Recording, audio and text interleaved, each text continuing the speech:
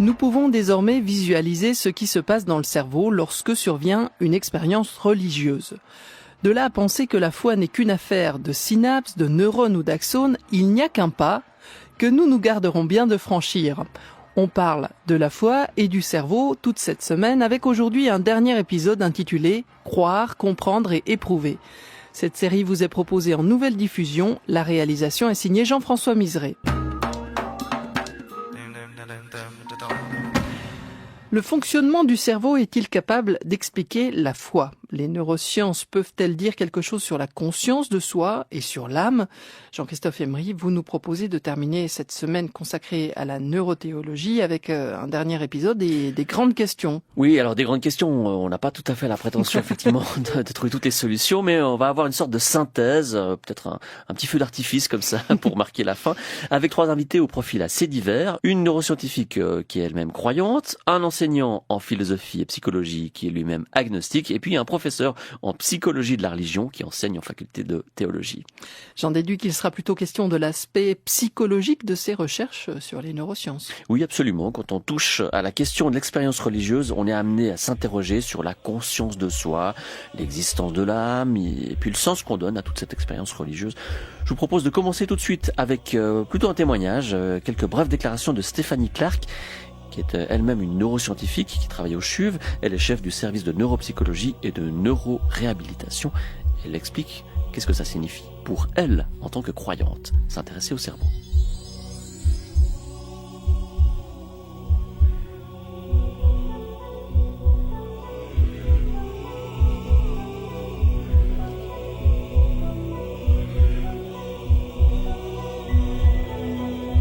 Pour moi, de savoir que dans le cerveau, il y a des modules qui sous-tendent les aspects religieux comme elles sous-tendent les autres aspects, n'enlève pas l'importance ou la réalité d'un engagement spirituel, de la foi. Est-ce que vous croyez à l'existence de ce que certains appellent l'âme ou l'esprit et quelle signification vous mettez là derrière ? Oh là là, question difficile. Si on veut dire une âme qui est complètement séparée du corps, non. Peut-être pour cette définition, il faudrait plutôt chercher une où âme est une autre façon de parler de ce que nous sommes, finalement, de notre expérience consciente. Et l'esprit, on pourrait dire que c'est aussi l'aspect religieux de notre expérience métaphysique, finalement. Une approche de dire que finalement, ces deux-là, l'âme et l'esprit, sont très liés à notre corps, à notre fonctionnement cérébral, n'est pas aussi fausse si on considère aussi l'utilisation des mots dans la Bible. Lorsque la Bible, l'Ancien, le Nouveau Testament, et surtout l'Ancien Testament, parle d'une âme, c'est en fait une âme qui est dans un corps ou un corps animé. Donc on n'a pas cette notion complètement séparée, âme et esprit. Et d'ailleurs, si on va un peu loin, ça joue même un rôle dans notre compréhension de la résurrection, de la vie après la mort, etc. Précisément, est-ce que lorsque le cerveau meurt, est-ce qu'il y a quelque chose après ou tout s'efface à ce moment-là ? En ce qui concerne par exemple la vie éternelle, la vie après la mort, la résurrection, c'est en effet une partie importante de la foi chrétienne. Maintenant, pour l'étudier scientifiquement, on pourrait étudier la représentation qu'on se fait de cette vie après la mort et étudier les réseaux neuronaux qui sont impliqués dans cette représentation. Par contre, d'aborder le sujet « est-ce que c'est vrai ?», c'est une question qu'on ne pourrait pas aborder en neurobiologie, qu'on pourrait aborder par des études de théologie ou des approches théologiques, donc d'une autre science, enfin une science humaine, mais pas d'une façon neurobiologique. Stéphanie Clark opère une nette distinction entre ce qui relève du purement scientifique et ce qui tient de l'interprétation religieuse, humaine, existentielle, théologique, sans véritablement articuler ces deux approches. Pour tenter de le faire, voici les propos de Laurent Pfoulgue, psychologue, philosophe, enseignant à Lausanne.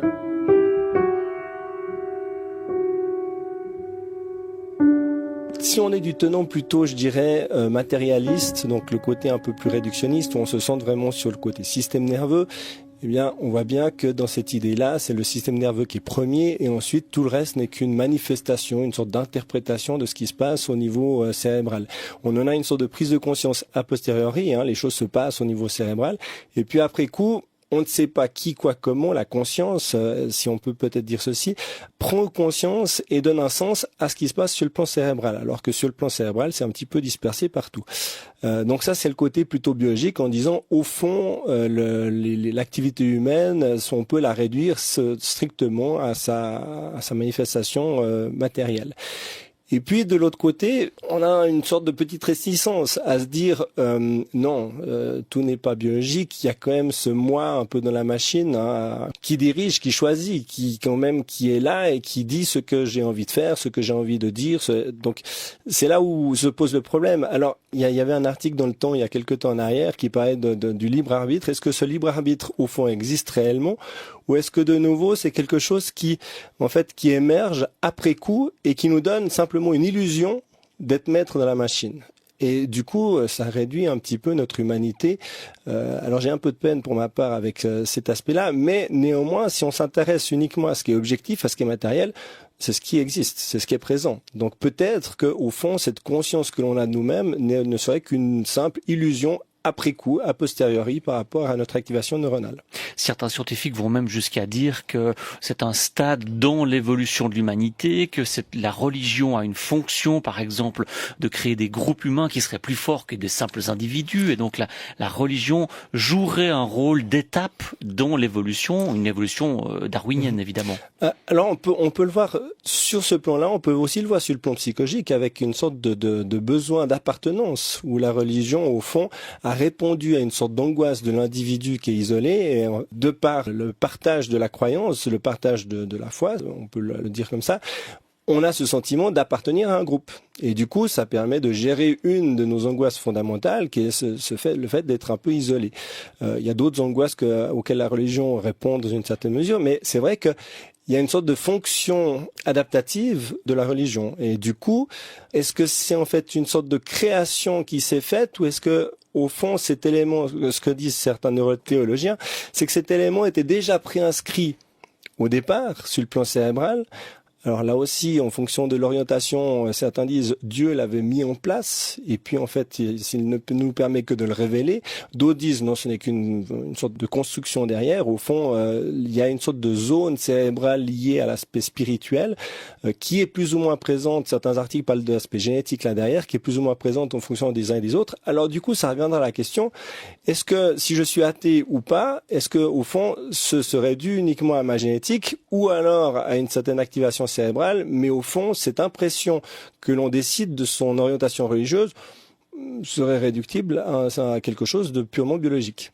Parce qu'il y a cette espèce de paradoxe qui fait que, en activant certaines zones, il y a des expériences qui ont été faites, on arrive, ou en ingérant des substances, bien sûr, on pense aux hallucinogènes évidemment, on a réussi à produire chez des individus des sentiments qu'on a pu qualifier de religieux, bien que ce soit évidemment pas facile à définir ce qui est religieux et ce qui ne l'est pas. Alors, j'ai lu dernièrement même une chose qui m'a un peu surpris, c'est que des personnes qui souffrent, qui font des crises d'épilepsie, et notamment dans leur lobe temporal droit, auraient des expériences mystiques, et on pourrait créer plus ou moins des expériences de ce type-là avec, selon ce qu'elles racontent, avec des expériences de rencontre avec le divin.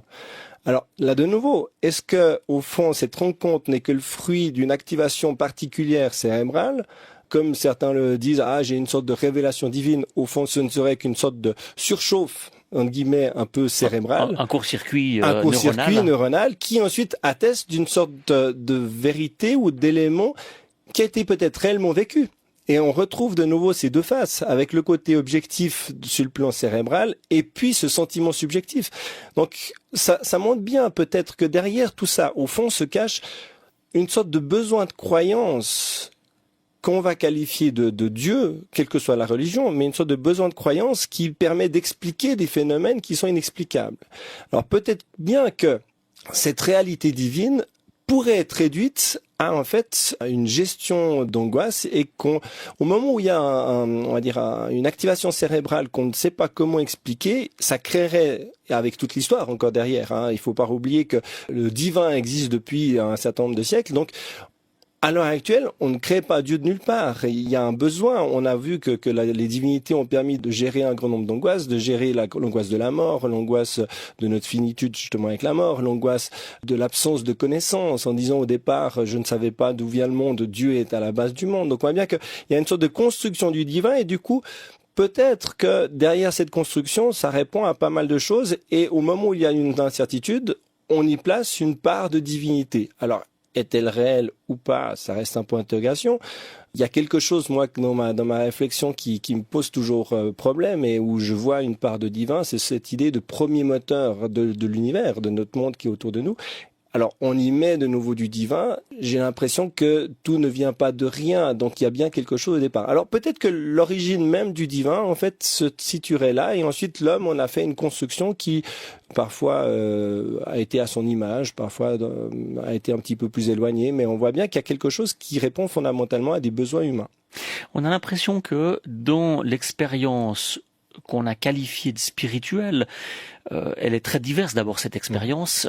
L'expérience peut-être de la conversion n'est pas la même que l'expérience de la méditation, qui elle-même n'est pas identique à une autre expérience qui pourrait être, je sais pas, le parler en langue tel que l'éprouvent certains groupes évangéliques.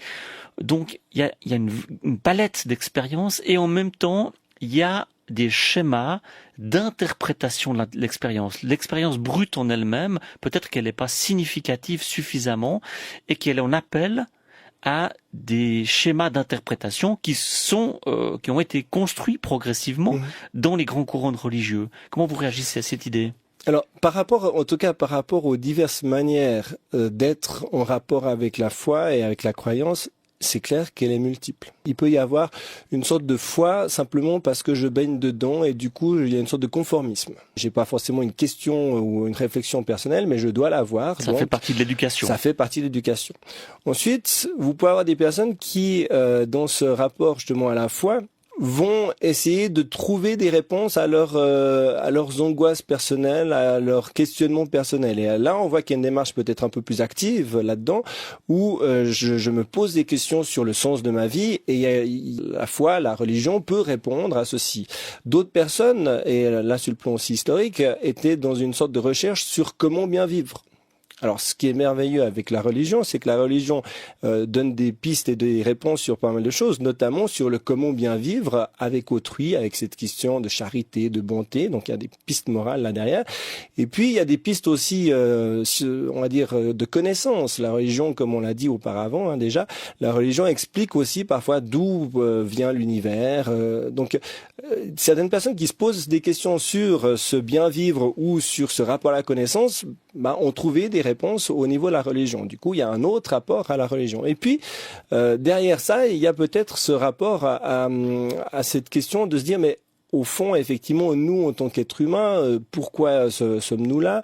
Est-ce qu'il n'y a pas un rapport au spirituel? Ce qui fait le côté assez extraordinaire derrière, c'est qu'en fait, on rattache tous, derrière ces expériences très diverses, Dieu. Et il y a quelque chose d'unique là derrière, malgré des expériences et des vécus et des rapports à la religion, au spirituel, au divin, qui vont être très divers entre les uns et les autres. Alors, est-ce que ce Dieu, si on revient au côté neurosciences, est-ce que ce Dieu, aussi divers qu'il est dans les manifestations, dans la façon de l'interpréter ou de l'appréhender, on peut le réduire uniquement à quelque chose de cérébral, voire à un endroit, comme certains souhaitent le trouver, une sorte de module du divin qui se situerait quelque part dans le cerveau, ça me paraît difficilement de nouveau réductible vu cette diversité. Dans mon esprit assez scientifique à la base, si je m'arrête justement à l'aspect scientifique et à l'aspect simplement cérébral, je vois bien que derrière toutes mes actions, il y a du cérébral. Maintenant, dans la diversité de l'aspect subjectif, pour moi, il y a quelque chose en plus que je n'arrive pas exactement à expliquer, mais j'ai de la peine à réduire toute cette diversité du subjectif uniquement des activations neurologiques. Donc, les neurosciences ont pour essentielle fonction dans cette perspective-là, au fond, de rendre visible un certain nombre de mécanismes, mais elles ont aucune possibilité d'interpréter ces expériences-là, sachant que l'individu, évidemment, va l'interpréter lui-même en fonction de ce qu'il est, en fonction de sa subjectivité. Alors, c'est ce qui est magnifique dans les neurosciences, c'est qu'effectivement, ça rend visible. On a l'impression de voir le cerveau qui est actif. Donc il y a quelque chose qui est merveilleux. Et le problème de la science, c'est que dans la construction justement scientifique, un des éléments pour montrer que c'est scientifique, il faut que ce soit observable, il faut que ce soit mesurable. Et là, les neurosciences permettent d'observer et de mesurer une activation. Donc il y a quelque chose de merveilleux. Maintenant, effectivement, le problème, c'est l'explication. Comme je le disais auparavant, est-ce que c'est réellement l'aspect cérébral qui crée ? Ou est-ce que derrière, il n'y a pas une sorte de subjectivité qui va se construire et qui est irréductible à cet aspect cérébral? Il y a toute cette question de la conscience. Est-ce que la conscience, au fond, n'est qu'une sorte d'épiphénomène cérébral ou est-ce que la conscience est une sorte de construction émergée, enfin qui émerge de la structure cérébrale? Pour l'instant, on ne sait rien. Il y a des hypothèses. Plusieurs philosophes ont essayé de travailler là autour, mais on n'a pas de réponse claire. Il y a ce sentiment de conscience, il y a ce sentiment de libre arbitre, il y a ce sentiment de foi qu'on peut avoir. Et je pense que, mis à part des réductionnistes purs et durs, eux ne voient aucune existence dans les processus mentaux, si ce n'est une construction après coup. Sinon, je pense que notre vécu subjectif nous montre, semble-t-il, qu'il y a quelque chose d'autre. Il y a un lien, on ne peut pas dissocier les deux, il y a bel et bien un lien, et c'est ce que montrent aussi les expériences de méditation. Au moment où on a des expériences de méditation, on voit qu'il y a une modification de la structure cérébrale. Donc c'est évident qu'il y a un lien entre les deux, mais c'est un lien, je pense, qui est plus complexe que l'explication qu'on donne à l'heure actuelle. Tout le côté, je dirais presque psychosomatique, le montre bien. Et on ne sait pas exactement comment le psychisme agit sur le somatique. On sait qu'il y a un lien qui va dans les deux sens. Après, comment ça fonctionne exactement, c'est assez compliqué. Et pour l'instant, ça reste une énigme. Ce qui se passe aussi, c'est qu'il y a des recherches quand même assez récentes qui sont intéressées à ce qu'on appelait la plasticité neuronale, la capacité du cerveau de se réorganiser en fonction d'apprentissages qui sont faits. Un pianiste, par exemple, ou un musicien, il va acquérir la dextérité, mais ça va avoir de l'influence sur l'organisation de ce qui se passe dans son cerveau. Pourquoi en serait-il autrement si on pratique la méditation ou la prière de longues heures par semaine ou par jour? Ça donne une explication de type scientifique à des effets à long terme de la pratique religieuse. Bien sûr. Et c'est évident qu'une personne qui a une pratique religieuse va sculpter son cerveau pour qu'en fait cette pratique religieuse puisse être presque visible.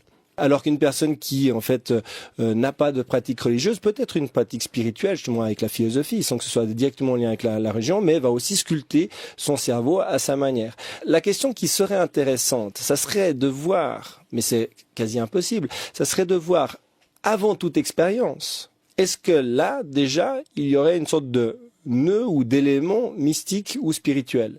Mais on voit bien qu'il faut y revenir intra-utéro. Déjà poser la question intra-utéro, est-ce qu'il peut y avoir une expérience religieuse?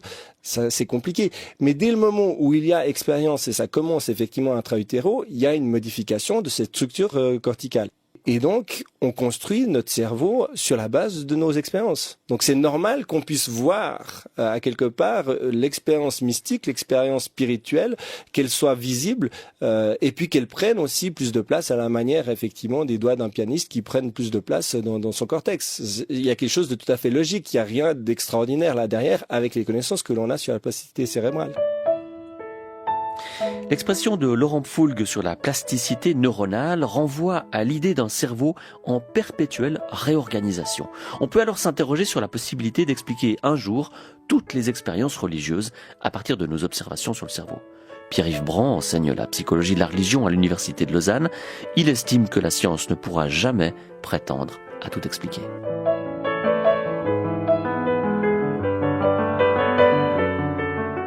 Disons que ça permettra d'expliquer, au fond, certains types d'expériences religieuses qui font partie du répertoire des expériences que l'on peut faire à l'intérieur d'une religion donnée. Mais quelqu'un qui se dit chrétien, juif, musulman, bouddhiste, ne va pas forcément faire ces expériences-là. Celui qui participe régulièrement à sa communauté pour un service religieux, celui ou celle qui médite des Écritures, celui ou celle qui se donne dans des œuvres de bienfaisance, fait des expériences religieuses, de don de soi ou cognitives, de compréhension, d'une vision du monde qui donne sens à son existence, qui fonde son éthique et qui mettront en activité des zones du cerveau qui sont peut-être les mêmes que celles que l'on met en œuvre quand on réfléchit pour construire un projet, quand on prend des initiatives au niveau politique, quand on se donne dans des œuvres de bienfaisance non religieuses. Il y a toute une veine qui s'intéresse aux neurosciences d'un point de vue religieux, avec cette perspective au fond de prouver d'une certaine manière ou d'authentifier en analysant le cerveau que oui, l'homme est bien religieux par essence, et avec on a cette idée en arrière-plan que comme c'est Dieu qui a créé l'homme, dans une perspective croyante, c'est assez normal finalement qu'en analysant le cerveau, on découvre des fonctionnements de type spécifique liés à la religion. Oui, mais quand on dit religion ici, c'est qu'on a des représentations très stéréotypées de ce que c'est le religieux. Ce que j'essayais de dire il y a un instant, c'est qu'il y a une variété. Quand des gens se disent religieux, quand ils se disent appartenir à une tradition religieuse, cette tradition englobe l'ensemble de leur vie et donne sens à l'ensemble de leurs activités. Et que dans ce sens-là, c'est le choix d'interpréter un vécu à l'aide d'une référence religieuse qui va faire de cette activité qu'elle va être appelée religieuse. C'est pas parce que elle a une spécificité au niveau du fonctionnement neuronal. Donc au fond, par rapport à ces expériences qu'on peut générer par le biais de stimuli au cerveau, c'est essentiellement, dans votre perspective, le contexte d'interprétation qui joue un rôle déterminant. Est-ce que ce contexte-là, il a aussi, à contrario, une influence sur le psychisme, sur le cerveau? Il y a une sorte de construction permanente de l'être humain en fonction d'un mécanisme de va-et-vient, d'aller-retour? Écoutez, dans le livre de Michel Hulin qui s'appelle La mystique sauvage, il y a un cas très intéressant. C'est une femme qui est protestante, je crois, si je me rappelle bien, chrétienne, tout à fait orthodoxe dans sa manière de croire. Elle fait une expérience, qu'on pourrait dire mystique au sens classique du terme, ou d'une sorte d'union avec le Christ, si je me rappelle. Enfin, en tout cas, une expérience où elle a l'impression d'être dans une certaine immédiateté avec Dieu ou le Christ. Et elle interprète cela d'abord comme une expérience religieuse. Et puis elle se reprend quelques jours ou semaines plus tard en se disant que dans le protestantisme qui est le sien, cette expérience n'a pas de place. Et donc au fond, la valeur qu'elle a donnée à cette interprétation est trompeuse.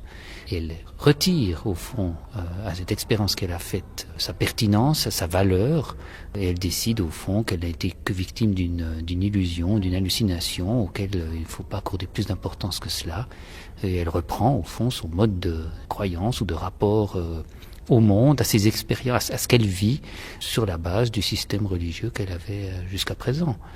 Donc, si on veut, le sens n'est pas dans l'expérience, mais il est bien dans les catégories que j'utilise et qui m'aident à donner sens à ce que je vis.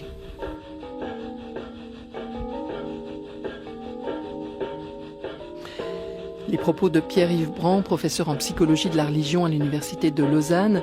Jean-Christophe Emery, ainsi se termine cette série. Alors finalement, vous, qu'est-ce que vous en pensez? Est-ce que nous sommes programmés pour croire? Ouais, programmé, c'est un peu basique, c'est un peu trop direct. Il n'y a pas vraiment de conséquences de cause à effet, comme on pourrait le laisser supposer cette expression. Parce que la foi, c'est quand même une sorte d'adéquation entre du donné et probablement qu'il y a quelque chose de génétique et quelque chose au niveau du cerveau que le cerveau a acquis. Mais acquis précisément par l'expérience, par le champ interprétatif de l'environnement, de l'éducation religieuse. D'ailleurs, quand on parle religion avec les gens, souvent, ils renvoient à leur propre éducation religieuse. Et puis après, il y a tout le champ social où la religion et l'interprétation prend un sens parfois intuitif, quand ça va, disons, dans le sens du vent, parfois contre-intuitif, quand, je sais pas, on se convertit au christianisme dans un pays musulman, on est dans le contre-intuitif. Et donc, il y a aussi des expériences qui échappent comme ça à la logique du contexte environnant et qui disent autre chose, mais qui peuvent être observées du point de vue du cerveau sans qu'on puisse les réduire complètement à des explications de transactions chimiques.